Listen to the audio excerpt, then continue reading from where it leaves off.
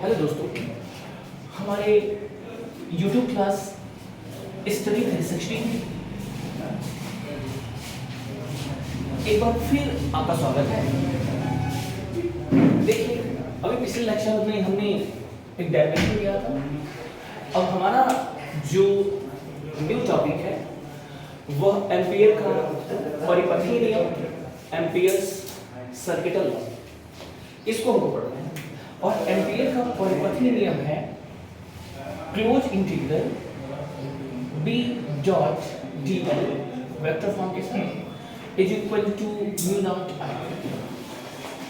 जो ये आपको फार्मूला दिख रहा है, यही फार्मूला एम्पियर के परिपथीय नियम को होल्ड करता है। ये कैसे बना हुआ है? इसका स्टेटमेंट क्या है? किसी बंद परिपथ के अंदर, देखिए डेफिनेशन क्या है, ये जो क्लोज इंटीग्रल दिया हुआ है, एक इंटीग्रल का साइन दिख रहा है और इस इंटीग्रल के साइन के साथ एक बीच में जो सर्कल बना हुआ है, यह सर्कल हमेशा क्लोज इंटीग्रल बनाता है, मतलब एक बंद पृष्ठ की बात करते हैं। जैसा कि फिगर हमने बनाया है, एक हमारे पास वायर है एक्स वाई प्लेन में, और इस वायर में हम करंट को फ्लो कर रहे हैं। जैसे करंट फ्लो होगा तो रूल के मुताबिक कि जो किसी चालक में विद्युत धारा प्रवाहित की जाती है, तो चालक के चारों ओर ये तार है और इसके अंदर हमने करंट को फ्लो करवाया, तो तार के चारों ओर देखिए एक लूप तैयार, इसमें चुंबकीय क्षेत्र बनेगा होगा, यानी कि करंट फ्लो होते ही इस तार के चारों ओर एक वृत्ताकार छल्ला दिख रहा है, इसमें चुंबकीय क्षेत्र उत्पन्न हो रहा है। अब देखिए कि जो वृत्ताकार छल्ला है, इसका हम रेडियस मान लिया r, और यह जो मान लिया कि इसका जो सेंटर पॉइंट है वो O है। किसका सेंटर? जो आपको वृत्त नजर आ रहा है फिगर में, उसका इसका सेंटर O है। इससे r दूरी पर एक बिंदु P है और इसी बिंदु P पर हमको चुंबकीय क्षेत्र की वैल्यू पता करनी है। और कैसे क्या हो रहा है देखिए, यानी कि जो ये लंबाई दिख रही है आपको dl और चुंबकीय क्षेत्र दोनों ही एक दूसरे के अनुदिश।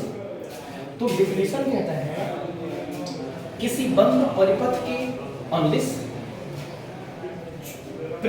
किसी बंद पृष्ठ के अनुदिश चुंबकीय क्षेत्र का जो समाकल होता है, पृष्ठीय समाकल होता है, इसमें सर्किट में जो प्रवाहित होने वाली नेट धारा होती है, इसके म्यू नॉट के इक्वल होता है। और यही जो डेफिनेशन दिख रही है, यही डेफिनेशन एम्पियर का परिपथीय नियम है।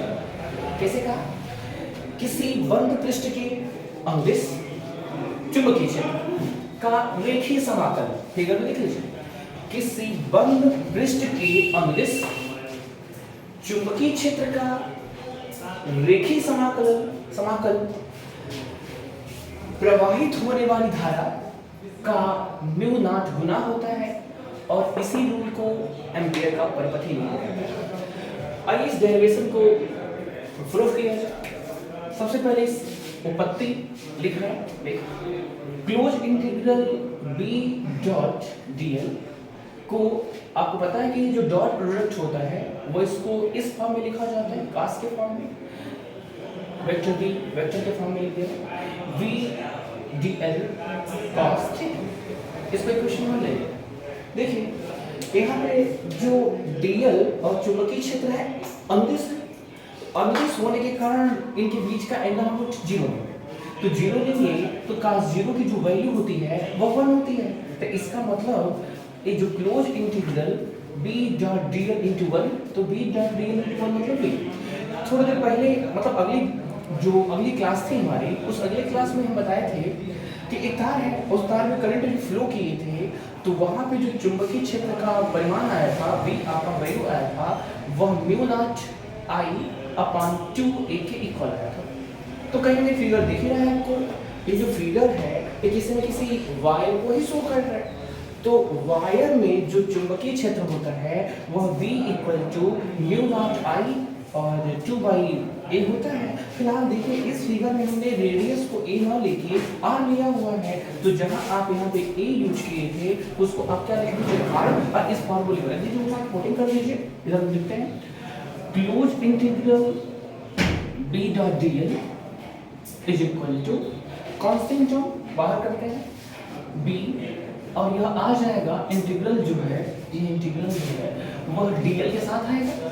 अब यहाँ सोचिए एक जो है लूप जनरेट हो रहा है, तो इस सर्कल की बात हो रही है, और सर्कल की परिधि जो है आप पिछले क्लास में पढ़ के आए हैं 2 पाई आर होती है, यानी क्लोज इंटीग्रल जो डीएल है वह ट्यूब परिधि के इक्वल होगा, और जो वृत्त की परिधि होती है वह 2 पाई आर के इक्वल होती है।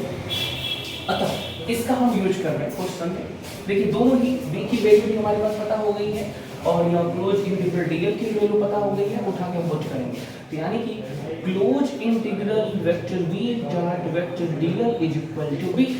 v की वैल्यू क्या है यहाँ पे mu naught i upon 2a, और क्लोज इंटीग्रल dl जो परिधि को शो कर रहा है, और वृत्त की परिधि हम पढ़े हैं 2 पाई r।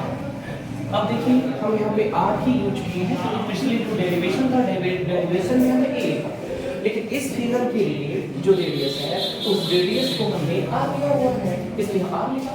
जरा सोचिए r लिखना चाहिए, r लिखेंगे तो r से r मेरे पर कैंसिल हुई, और 2 से 2 कैंसिल हो जाएगा,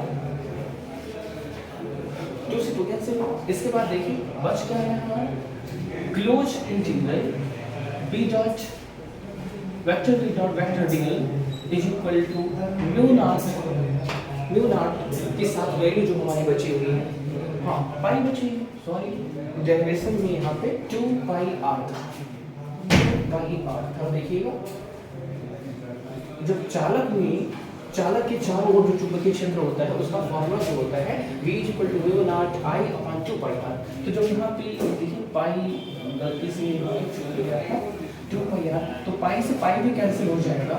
तो देखिए हमारा डेरिवेशन बचा क्या, close integral v dot dl is equal to mu naught i, close integral v dot dl is equal to mu naught i। इसका मतलब जो एम्पियर का परिपथ नियम होता है सीखा है, किसी बंद परिपथ के अदिश चुंबकीय क्षेत्र का रेखीय समाकल प्रवाहित होने वाली धारा का म्यू नॉट गुना होता है, और इसी नियम को एम्पियर का परिपथी नियम कहते हैं।